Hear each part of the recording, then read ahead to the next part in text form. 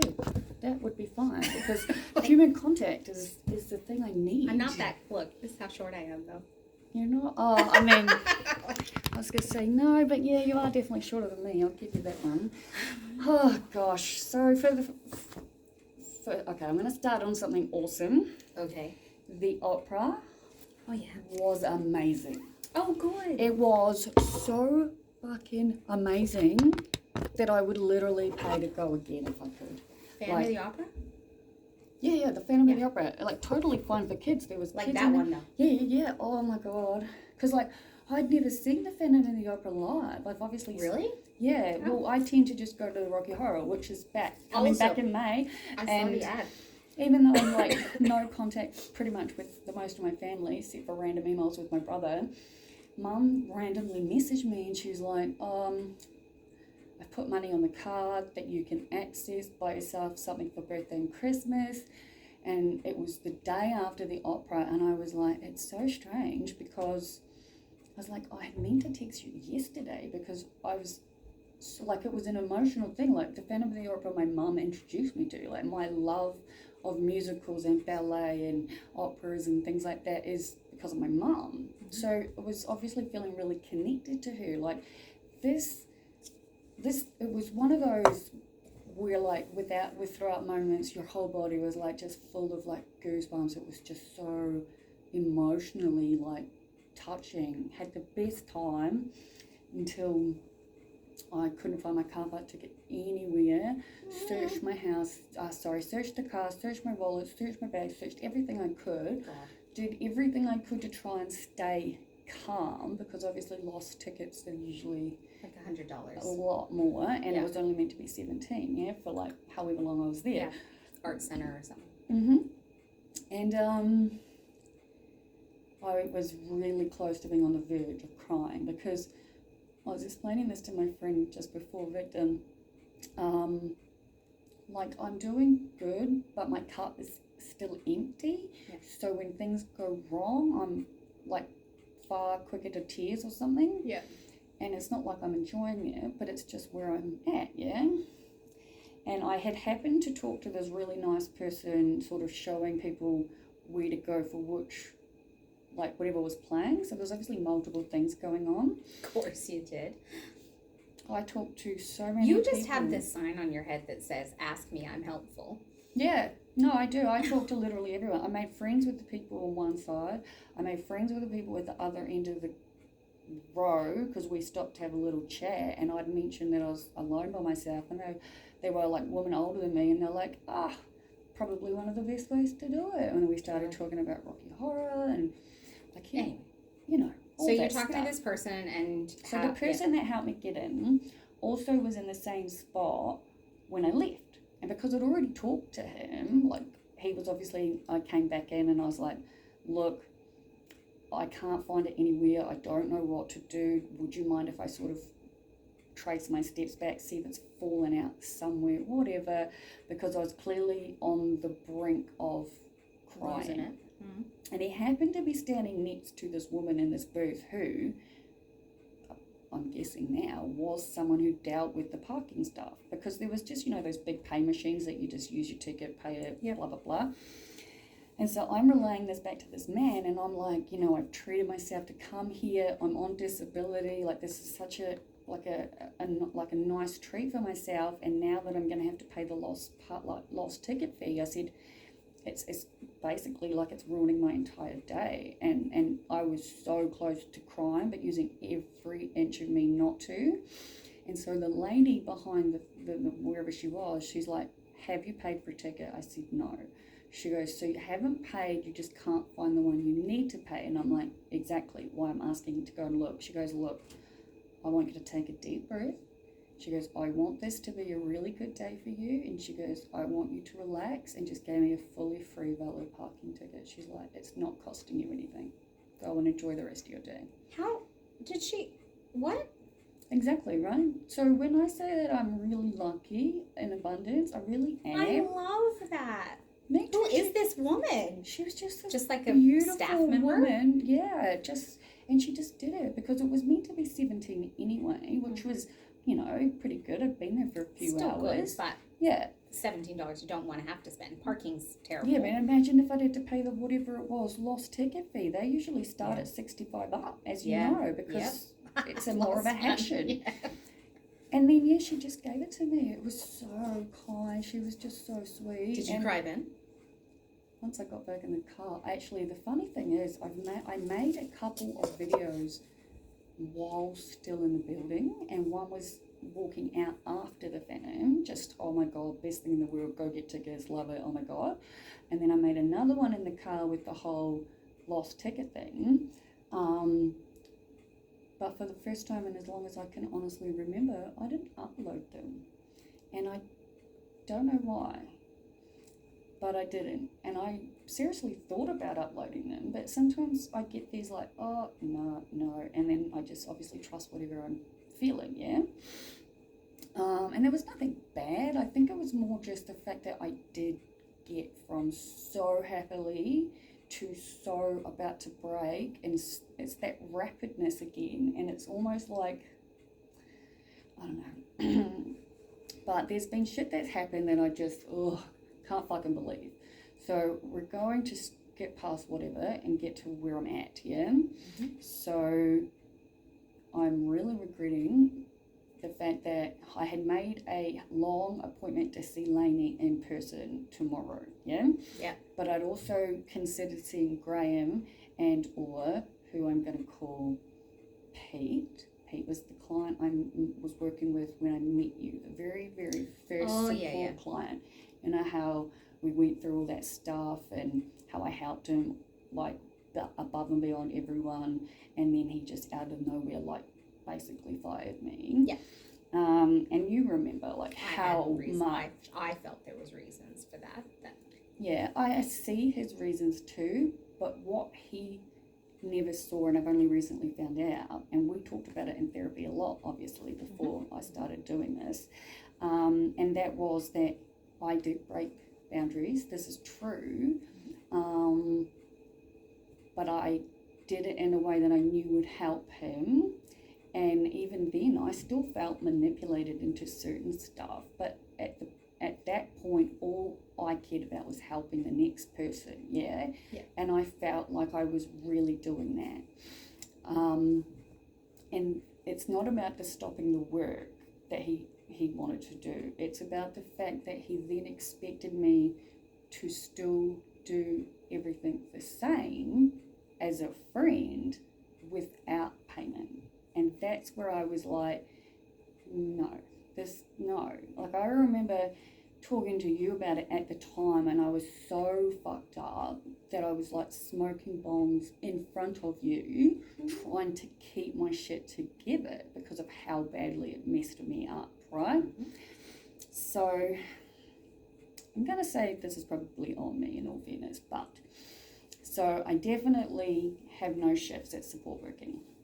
The man that I thought that I would have the shift with, again, I explained in the meet and greet, I explained it when I saw him. I'm trained as lived experience peer support worker. I've learned from the past not to divulge like any information unless asked, but I'm trained now in that regard. And this particular client had like, he was a different person around me. He would always say to me, I've never felt this good, I'm this, that, and everything else. And the last time I seen him, you know, he told me all about why he'd had to have the long break and what was going on and what he needed. And same as the first time, he was just like, absolutely, you're changing my life, just these few hours, absolutely going to have regular bookings, blah, blah, blah, the whole thing.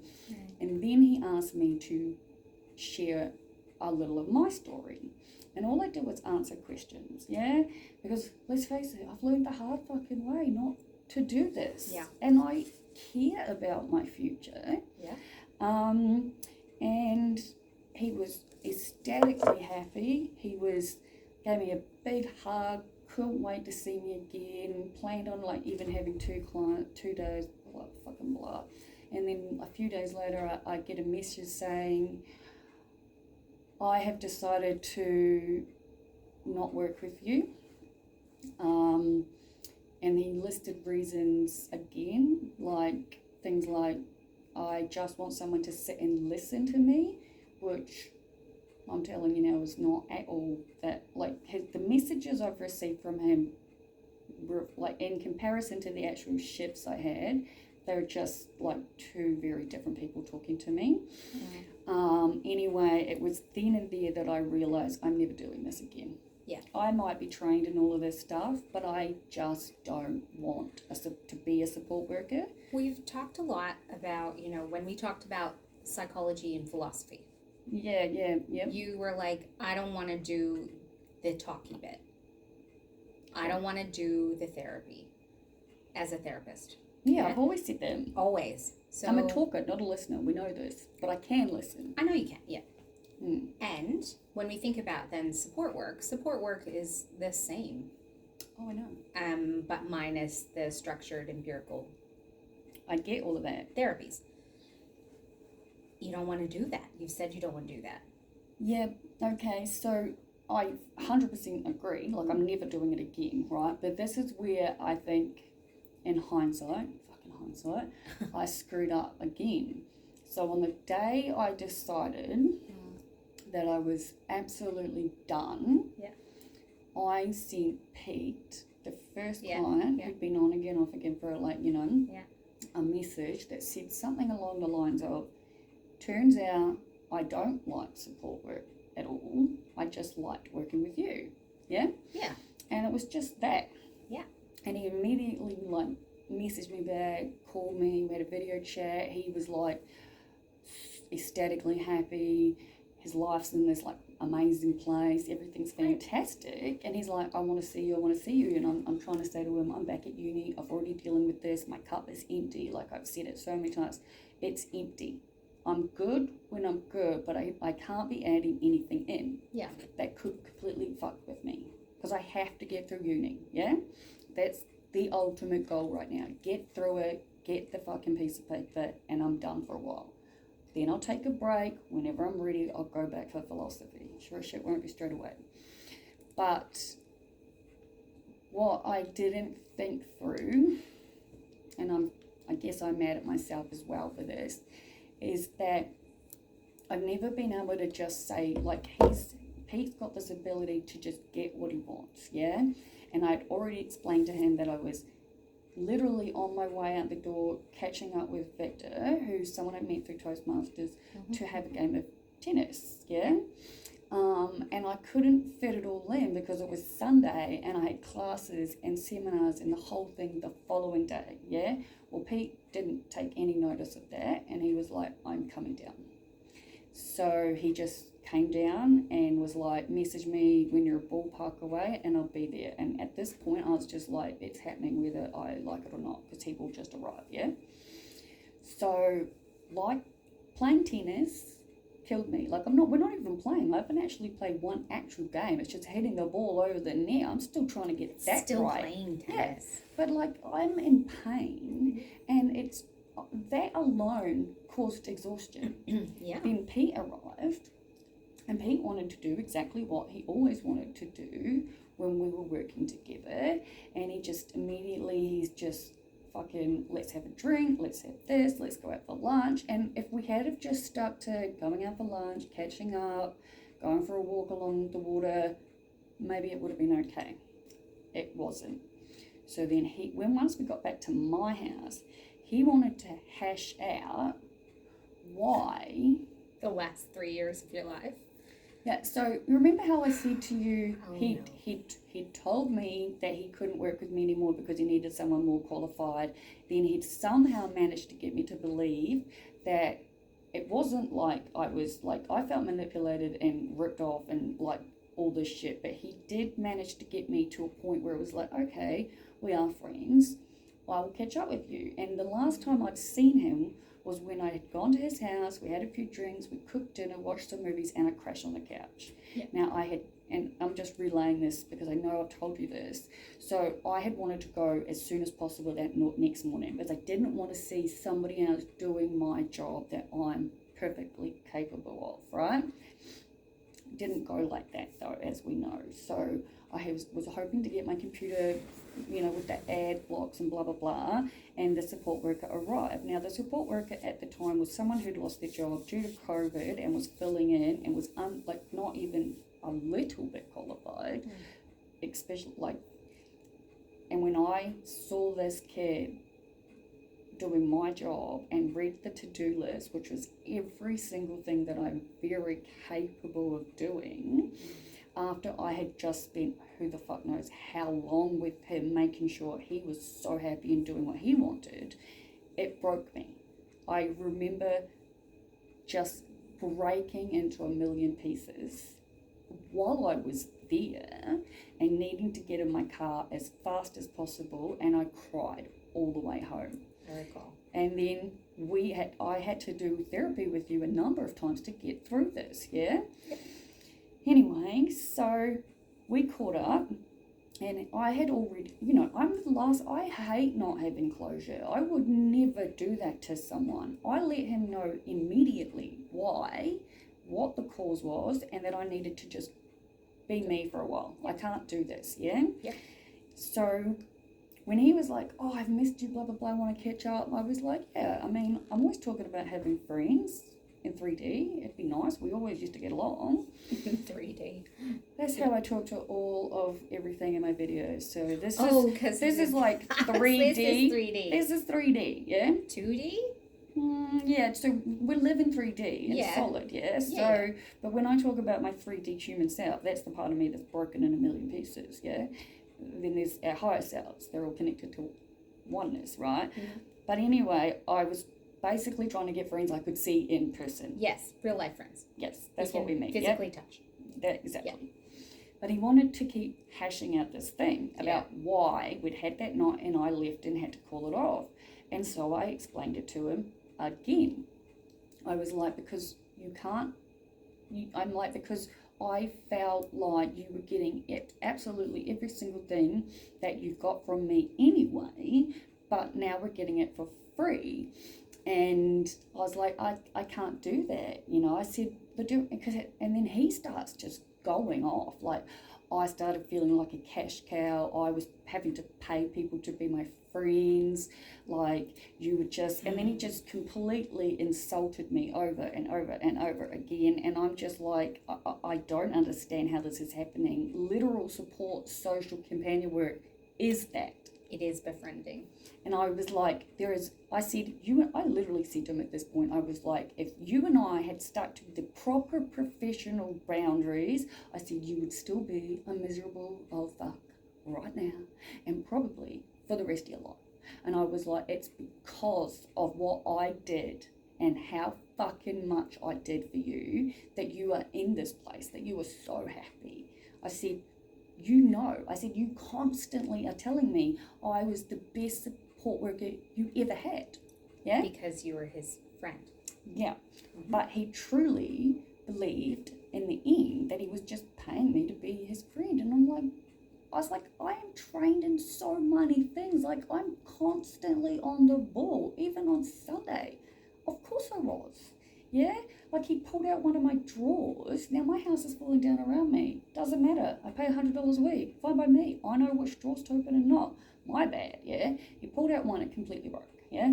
Just broke into pieces.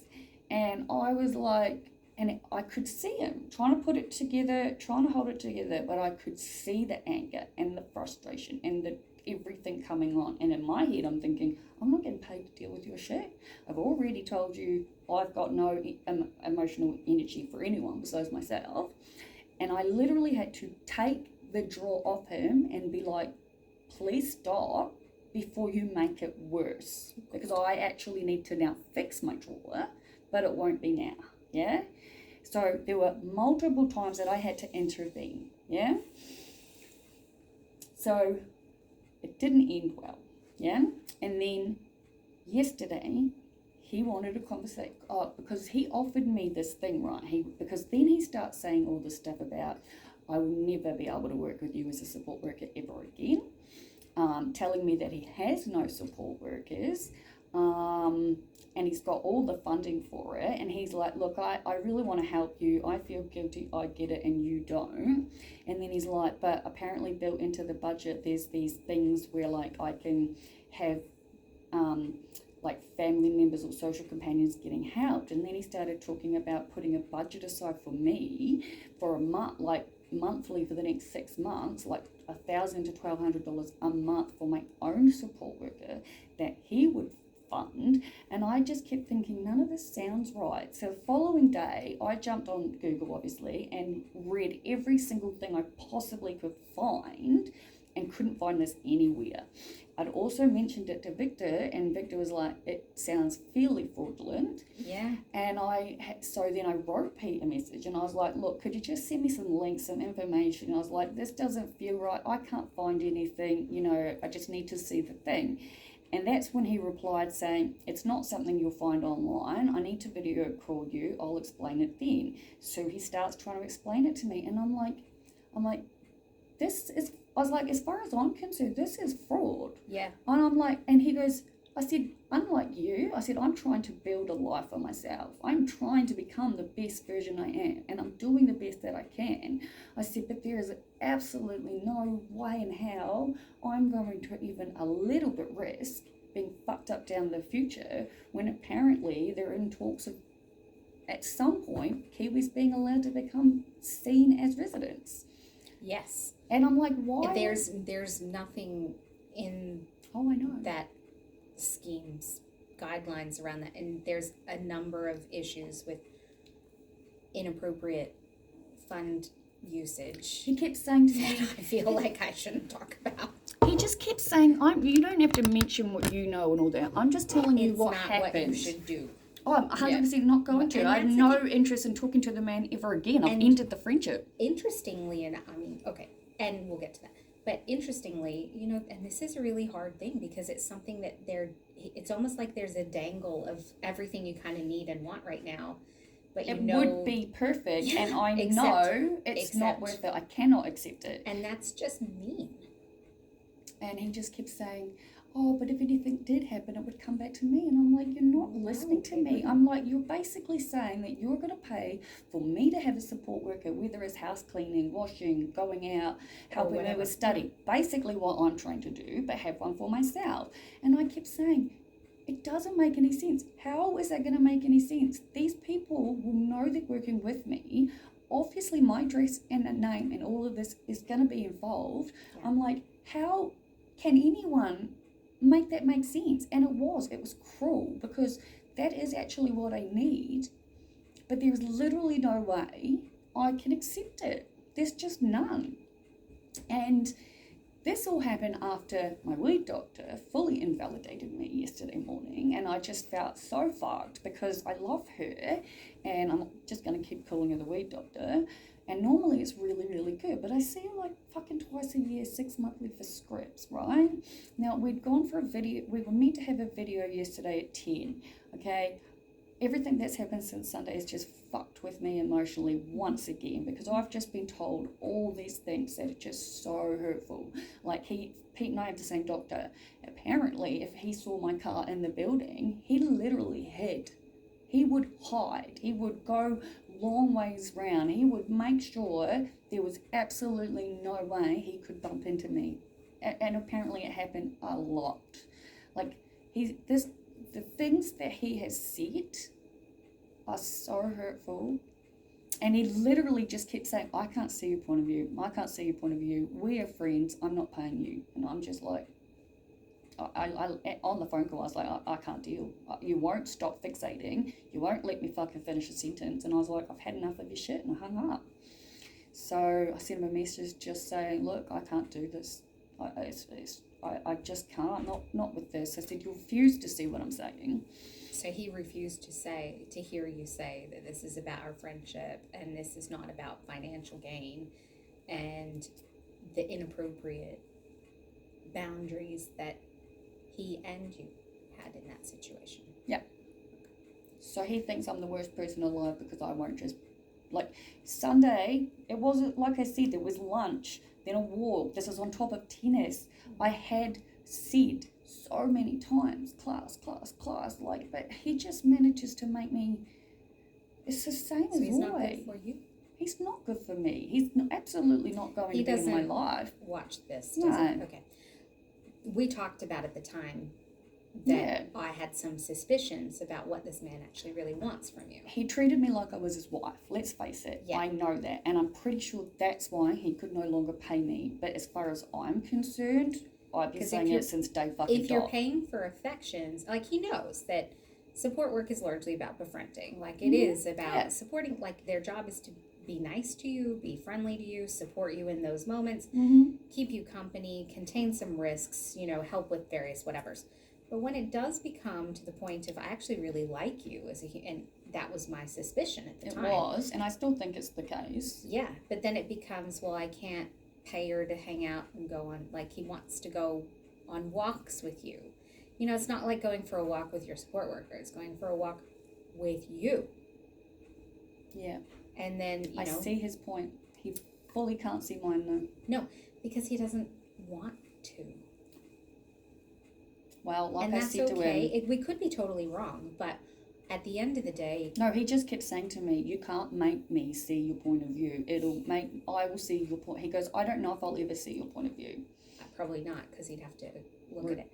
But we could be wrong, but we can at least see all the sides, and we can accept that there's a lot of assumptions that we don't know about. Yeah, absolutely. And at the end of the day, what we know is that this interaction style, regardless of how it ended in the end, this interaction compromised your goals and what you need. And in any relationship, whether it's a friendship, an acquaintance, or whatever, you want people who are going to support you and encourage you in your development and growth, not diminish that. So it's like, hey, you know, it's like, for example, it's going on a date with somebody and then being like, like, not first date, like, nobody cares, down the track date.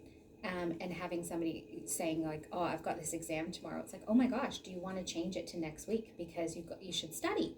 So you've just brought up something I've remembered. So he's discovered this thing where doing less is what's changed his life. And I was like, okay. Less of what? What do you mean?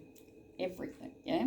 So he started giving me examples, because I kept saying, he's like, I thought you were finished uni, why are you still at uni, blah, blah, blah, and that wasn't hard enough to take. I was like, because my friend died, like, I'm overwhelmed, every day I get more pain. Unlike you, I'm not paid, like, he has every single thing he wants paid for him. Not only did he get his windows in his house tinted, they were done twice, because he didn't like the first fucking ones.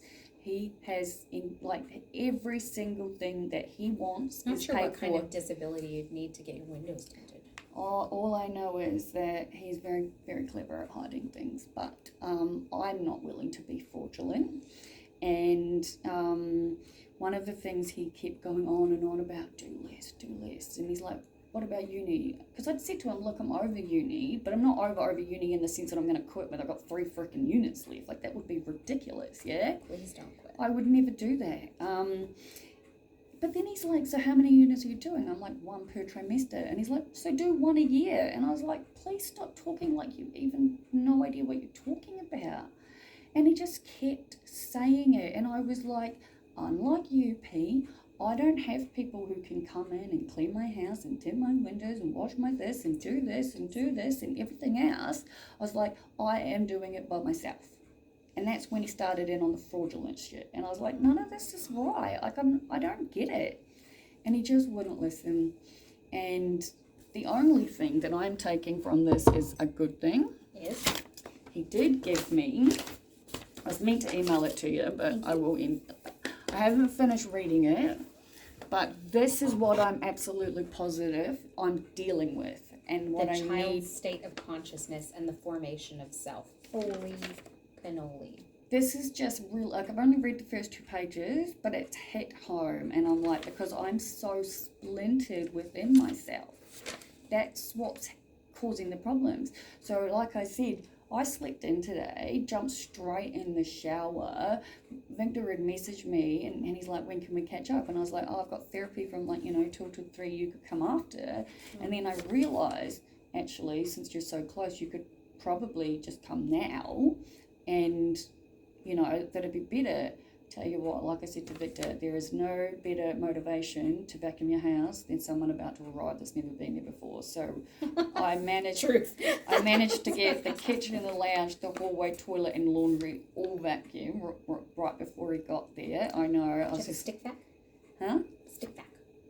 No, I've got like the very first original Dyson vacuum cleaner that's not even in like it doesn't even get made anymore. It's so old, but it works. Dyson. I've got Dyson, like I said, and it's amazing. Yeah. But all I'm going to do when I get home is actually like vacuum my room and my other room and just hang some washing out, and I'm doing better. And I can see that now. And like, I literally cried my eyes out in my shower this morning based on everything that's happened with P. And then Victor came over and just, he's been, like, he's very clever. Like he's 70s or whatever. But way fitter than me, I tell you what. And we're becoming friends, which is lovely. And he's helping me see stuff like differently. So like the fact that I'm calm and collected right now is because I think I saw him. Because as I said to him and I'm saying to you, it's almost like when I'm in the vicinity of someone, I'm me. I know me, I trust me, I'm confident, all of those things.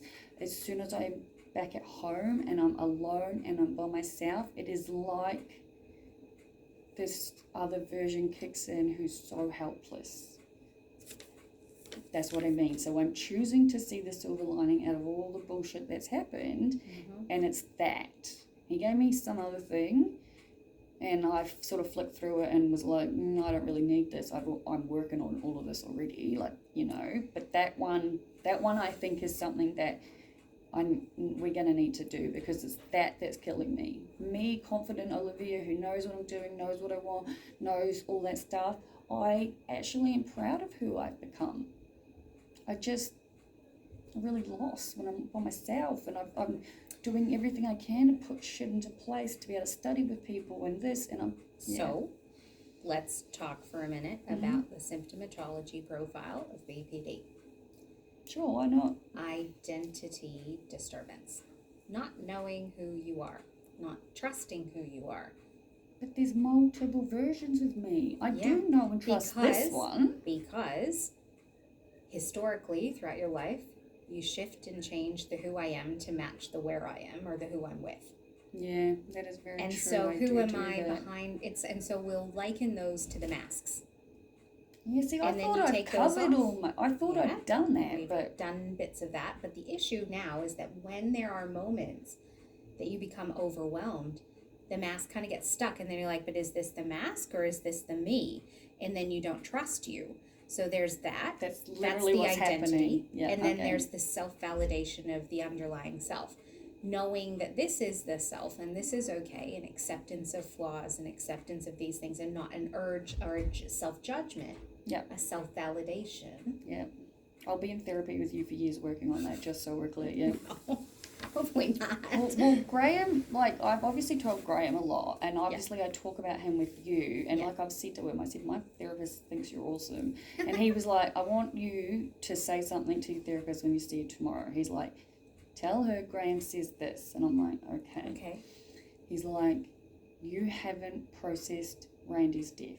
He goes, not really. He goes, you just keep putting it off and keep putting it off. And he goes, and his belief is, because he's spending more time with me, coming down, you know, he's finished uni, but still sort of coming down to be with me. You know, we went out on Friday and anyway, he was like, he believes that the fact that I haven't truly worked through it with you, and he goes, really the only place you can work through it with is your therapist, because if all these emotions come up, obviously it's better to be with you than elsewhere. But of his opinion, he's like, because in my head I'm just pushing everything until the end of uni, and that's a year away. And he's like, I'm really concerned that this you're not going to get better, and the spiraling's going to keep happening if you don't process Randy's death properly. And like, I've still got Ned contacting me, and like, we've sent multiple messages saying I will reach out when I'm ready. I think the thing about Randy's death, look, agree, but at the same time, like, we can talk about him, but we can't fast forward the grief process. No. It'll happen as it happens in your day-to-day life. I Well, think, the push to the end of next year, when you said that, my initial thought was, well, is that sustainable? Well, Like, no, at some point, I'm trying to think of a metaphor. At some point, the pot boils. Well, in all fairness, I feel like I haven't fallen apart in a massive hole and gone to bed for a week, but that I haven't may needed never to do happen. that. And I have been able to archive the chats now. Yeah. That's a big So thing. these are things that you do with grief. I think the biggest thing that, and I'm gonna respectfully disagree with Graham. Nice. Yes. I like that. Yes. So I'm going to go with, okay, perhaps it's not that you haven't grieved for Randy's death, because you will continue to grieve for Randy's death. That's the thing. And we can make that happen. I think at the end of the day, it's not Randy's death that you're grieving for. It's the loss of all that support. Yeah, that makes sense. Like, it's both things. Absolutely. I think that the thing that he's most worried about is not so much Randy's death. It's your aloneness. I kind of think that he almost feels like Aloneness isn't a word. no, but that's cool. We can make up stuff what we go with. Yeah, Go with it. I am going with it because Graham is basically almost in a sense stepped into Randy's place, except that Graham, as we've discussed, is the purely logical person. And even yesterday, he was like, "What was it your therapist said?" He's like, "I'm logical, you're emotional." He goes, "What's the middle thing?" And I'm like, "Wise mind." He's like, "Right, we've got to keep remembering to be in wise mind." So he's really helping me as best as he can. He just textbooked you. He really did. Yeah, I know. Like, he'd be really good at it. But the thing is, though, that what Graham's logic mind, Randy was different from that. Yeah. And that's where you would get the validation of your emotional states. Yeah, so like Randy could talk to me for an entire day, whereas Graham reaches a point where he's like, "Liv, done now. I'm done for the day. Like, we'll text, but I actually can't call you again." And that's okay. I think, though, that's the issue, is that it's not so much that Randy's, it's not about grieving his death. It's about you missing that part of what he did for your life. Yeah, that makes so much sense. Yeah. So yes, but no. Yes, no, I get that. And I think Graham might just be a little bit concerned because as it stands, he's my number one at the moment, like, person to talk to, Sure. and he's been really, really good. He's like, "I'm going to start writing," like, he's got a novel he's written and he's editing it, and he's like, "You're the biggest motivation I've got because you just keep annoying me for it." And I was like, and he said, "Look, I'm going to come down, I'm going to write on my novel while you study," because of the whole body doubling thing. But I guess I think what he is most worried about is that I'm going to collapse into this big mess and not be able to get out of bed for 2 weeks, and that no one will know how to help me. But I don't feel like that's coming. I don't necessarily think that that's coming, but I think that it's lovely that you have a friend who's going to be concerned that you're eventually going to collapse, and that if you don't get out of bed, how do I help her? That's nice. It is. I like. That's genuine friendship. Like, I've got friends, and I think, you can see the train wreck, and you're like, oh, but you can't stop it, and you're just like, okay, I'll send a care package. Well, one of his friends is like this, not like you, but like a specialised social worker who deals with people specifically with BPD and fibro. Apparently there's this link. This is a good thing. And he told his friend all about me, and again, I'm like, let's face it, I share fucking absolutely everything. So I was like, I'm glad you told him everything. Yeah. And in doing so, Graham was able to learn a lot as well, and it was really helpful all around for all of us, But I do want to touch on why I felt really upset yesterday with the weed doctor. And I know it's in my head, and I know it's bullshit, but what did the weed doctor say? So I had totally forgotten I had the weed doctor isn't Lainey. No, Lainey's the GP. That's right. And I had a in-person half an hour booking with her tomorrow at 12, but I'd planned to either see Pete or Graham, but then remembered that I had Toastmasters and it was just too much driving back and forth and I still need to get petrol. So I called them up and asked her if she does telehealth, and they're like, no, it's either in-person or phone. So they've changed it to a phone one. Thankfully, she does what she does. Like, she doesn't stick to a time. She just talks to me until I'm done, so to speak, yeah?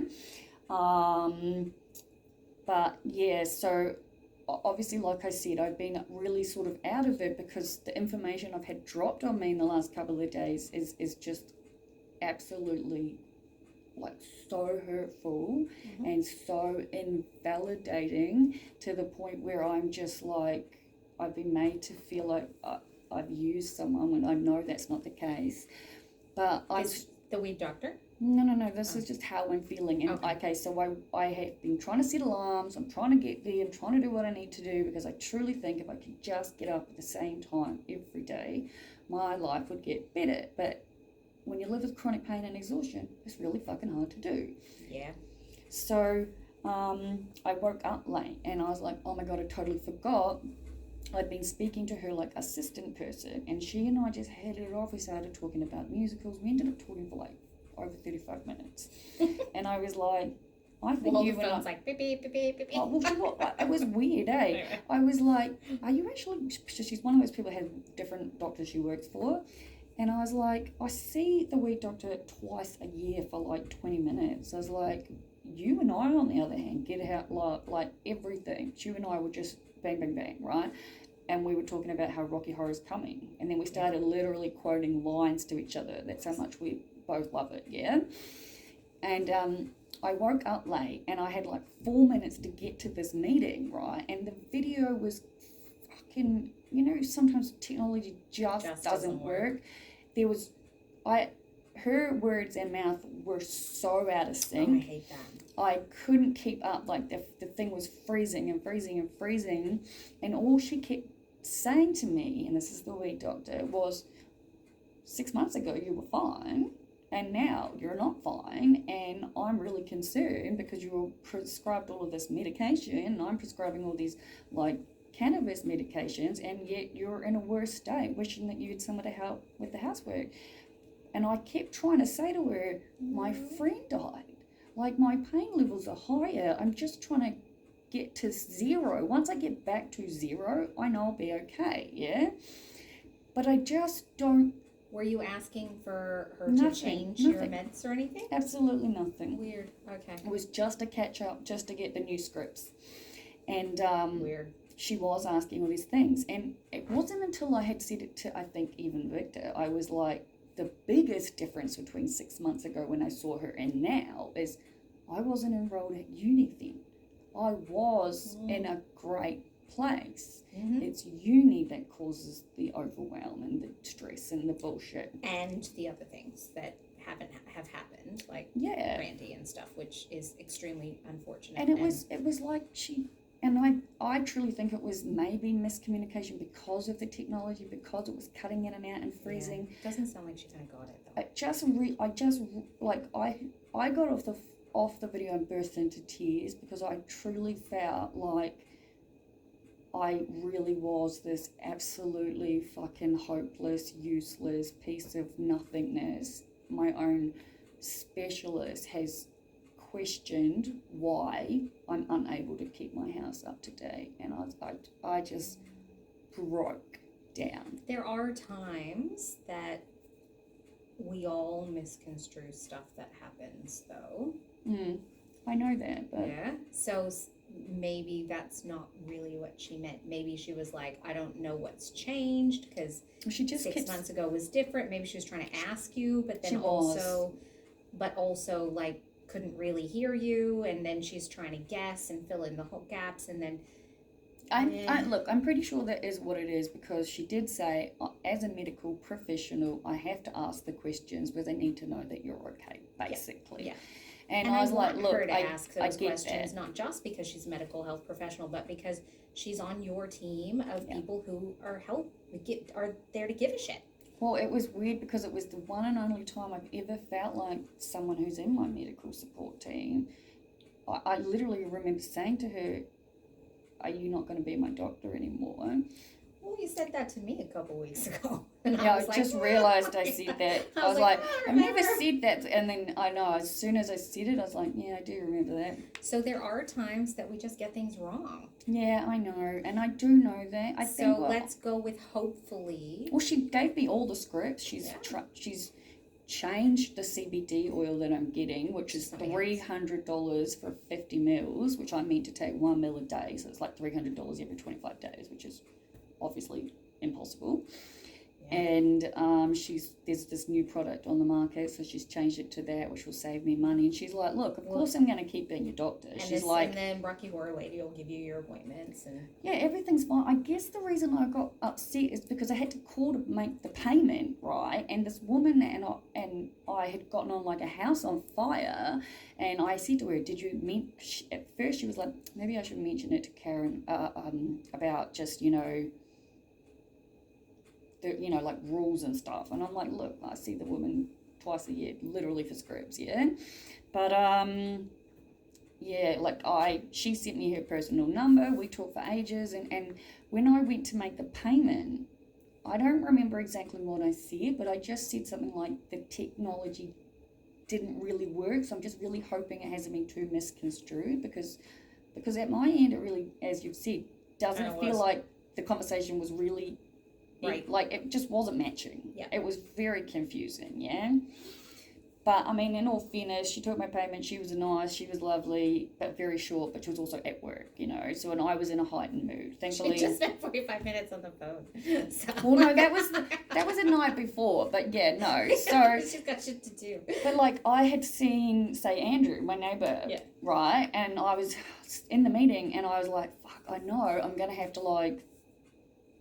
let him know, like, I'm in a meeting. So I quickly tried to send him a message, and by this point he'd already knocked on my door, and I was like, on a meeting, be there soon. So thankfully he sort of like hung around, because he walked in and I just, me, burst into tears, like I said, emotional cup, because how long, when the emotional cup, when it boils over, how long does it take to like simmer? As soon as I'm around someone, I'm fine. That's what I mean. It's so that's when you just have this, it's like the disconnect in you regulating your emotion is still that external source of check. Like, it's like a check. I absolutely can't self-validate. This is where it is. Yeah. So this is what we need. Self-validate.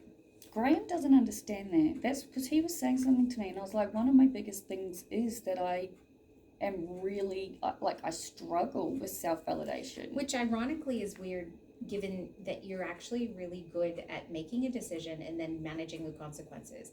It's like if it's cold outside, I don't know what it's like outside today, but it's cold outside, totally whatever. Yeah. And you'll be like, should I take a jacket? Nah. And then it pisses rain. You're like, oh, well, I'll get wet. That's the consequence. You're so secure in all those decision making in all these other areas of your life. Yep. Except for this. Except for the internal stuff. Yeah, like I said, as soon as I talked it out with the neighbour, let's frame it like, when this happens to you, let's frame it internally like, it's raining. Oh well. I didn't bring a jacket. No, I get that. Because you can regulate that. You can validate that. You can accept your decisions then. Let's do this inside. Let's liken that to the rain. I almost feel like I'm self-sabotaging, but like, especially when it comes to waking up on time, it does now feel like it's a self-sabotaging thing, but I don't know why. Can I talk about the waking up thing? No, I would love you to, because I'm going out of my freaking mind. Olivia, stop it. Thanks, Mom. There's your therapy. Okay. Because, like, you spend so much of your time berating yourself for what you can't or aren't doing, or, can't being that, easy words, whatever, Mm-hmm. What about all the things you are doing? Like, you invalidate all of those things by saying, but I didn't do this. And, like, you'll say that sentence pretty regularly. You're like, I'll start with this, but then I didn't do this. And I'm like, but. Oh, that's but how I you started decision. right? It's like, what did I do? That's good. So, okay, you didn't get up this morning, but you did. And then you managed got to to shower, work. wash my hair. Yeah, back got in to the hear, majority. got to do therapy work, got to do a lot of things, saw Victor, and Yeah. So, okay, what if we just put less pressure on that? Like, what if it wasn't like, well, I have to? What if it was like, well, that would be good if it did? Yeah, I get that. Because when you put Graham yourself keeps pointing out the whole good enough is good enough. He's I know, like, I he wrote truly it thinks on you're the probably wall. one of the best psychologists ever. If you were on his side of the city, he'd book you in, I reckon. Probably not. But I think what's really causing me the biggest issues is I do feel like there's multiple version of myself, and like. But this is the real one. So I want you to consider the masking. Okay, I want you to take, and it's. I know. I'll just put it here for a minute. I haven't finished reading it. I'm gonna email it to you, or you can photocopy it. It's only 4 pages. What I think the thing is with this, I want you, when you're in these situations, to think about, one, am I setting unrealistic, unnecessary expectations of myself, like the getting up in the morning thing. 2, when you're in this situation where you're not sure, like, am I wearing the mask or am I not? I want you to take a step back and pretend like you're talking to me.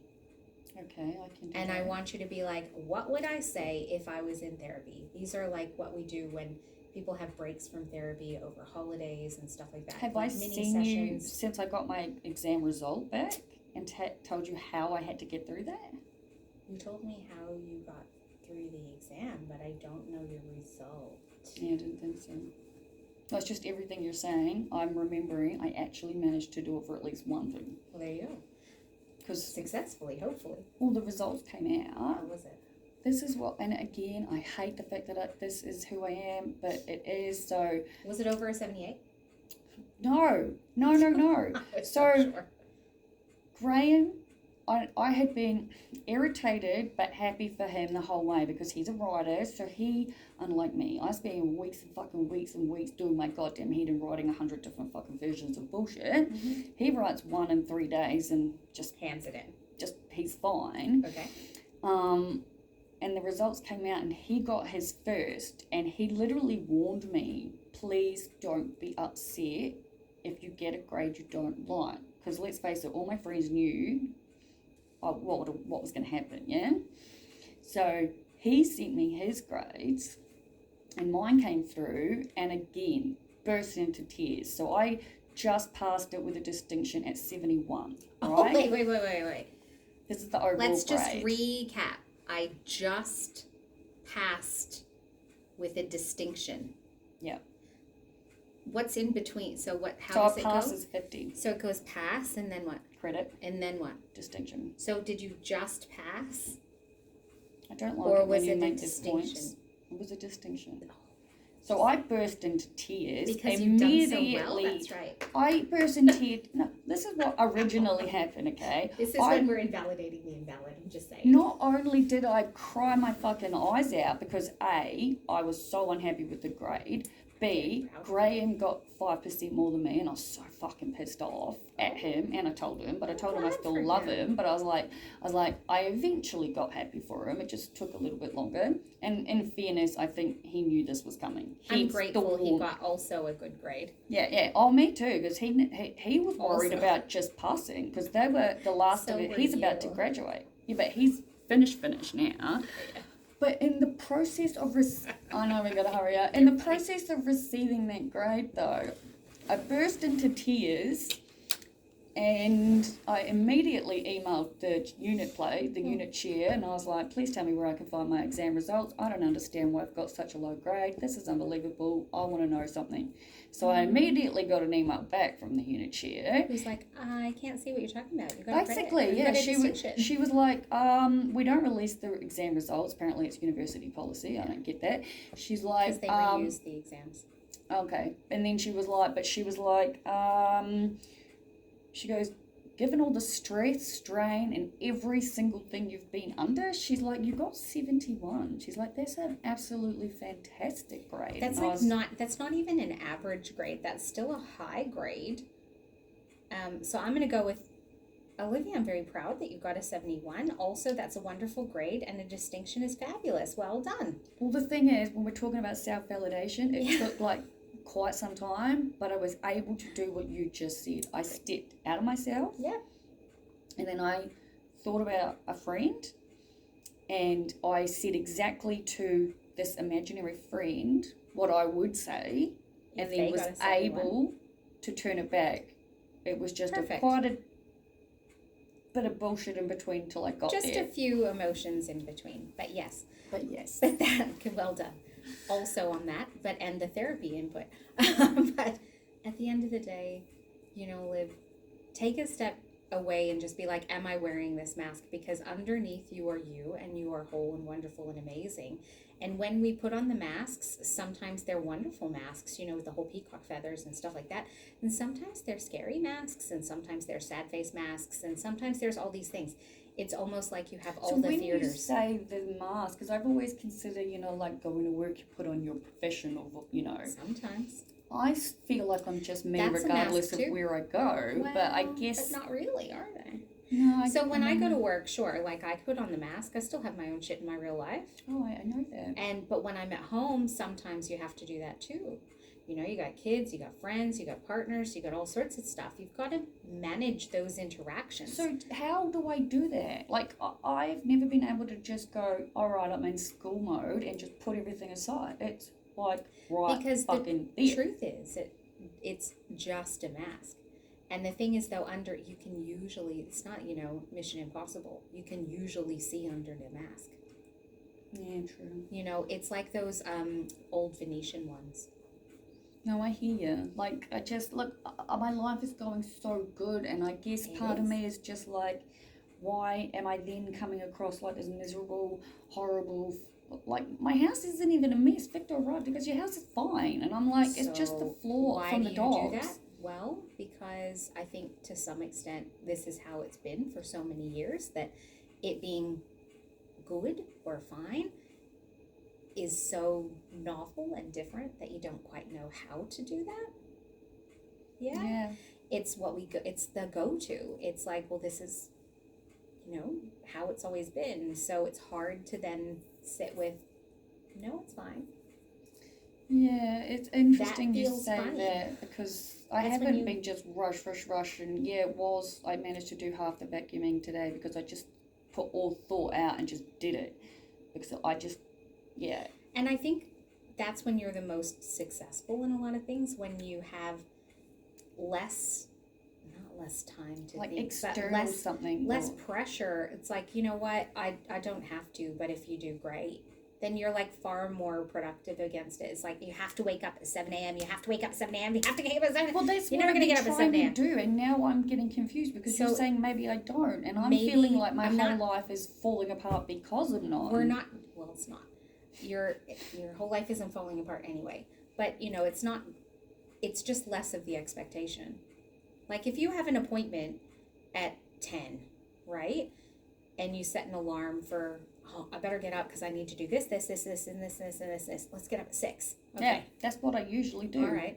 That doesn't work. Or you could get up when you get up, and if you get up at 6, great, but you have to get up at 9. It's about being like, let's be real about what the have-tos are in your life, because have-tos can't be everything. Well, it's funny you say that, because I think even though it's been like 10, 12 years, it's only really, really, really recently, and I'm talking very recently, that I think that I've fully accepted that I'm disabled. And that makes no sense, but it's almost like now I see it. But let's just have you actually just be you. I meant more in the sense of the shit that I have, all these high expectations are so causing me so much more pain than exhaustion. It's just this And this is what bullshit. We focus on the things that we can't do or haven't done or struggle with. Yes. The whole concept of disability is to focus on the able. What can you do? What helps with that? We're shifting an entire focus. Yeah, I get that. Okay. Do you have any idea if I've like it's November, if I have any more with you? I don't know. I know you don't agree, which I find interesting as my therapist, but I still think I need weekly therapy, and I would like to work out something and like to be able to budget for it. I don't know. You are totally Christina worth knows it. that. I don't know that. Yeah, I Christina mentioned knows it to her the last time I was here. Yeah. I was like, it's really weird that we don't agree. I'm the patient and you're the therapist. I think I need far more therapy. But I think these are the things that we want to build in. Mm. Those therapies in between therapy, Yeah. where you're doing the skills, because you have the skills, Liv. You've been in therapy for years and years. You I know know what to do. The thing that we need you to do is trust that you can do it. So have those mini sessions without me. Spend an hour once a week. Spend an hour talking to me in your head. Well, I just talk to you on my video. That's how I do it. And but then you also have to hear what I would say back. But I know. I but always you know what hear you in my head. You know what I'm gonna say. So I know. Instead of coming and doing that, do that in between, and then see me the week after and tell me how that went. Well, the brilliant thing is I relay everything to Graham, and then he reminds me of everything you say. Bless him. Oh yeah. But we're He gonna do this literally does. without Graham. Yeah, no, I know what I gotta do. This is an in between self-reliance, because self-validation starts with internal use of external figures. Yep. And I'm now thankfully at the point where as long as I get a 50 to pass this unit, because I literally can't do trimester on without this unit. P's equal degrees. I'm actually fine. I'm finally fine with that frickin' saying. Took me a long time. I know. But you know, it got there. I just passed with a distinction. Okay. I do like it when you say that because my friend got 69 and I cried for her. Well, except he or she also just got a credit. They didn't even just pass. They got a 69. It's bloody brilliant. Yeah, that's what I said to her. I said everything to her that I couldn't say to myself, and then I was like, hold on a minute. And then I had to literally register that I was, But, you know, I know it's like you've already worked your bloody ass off all the time. Yeah. Would you be interested in me emailing this to email it? Yeah? Yes. I'm just going to send it to your personal one. Yeah, I think it's probably a lot like Schema, but I'll read it. I mean, I haven't even finished reading it, but like I said, I'm taking the good from the bad, and that's the good. So Indeed. Cool.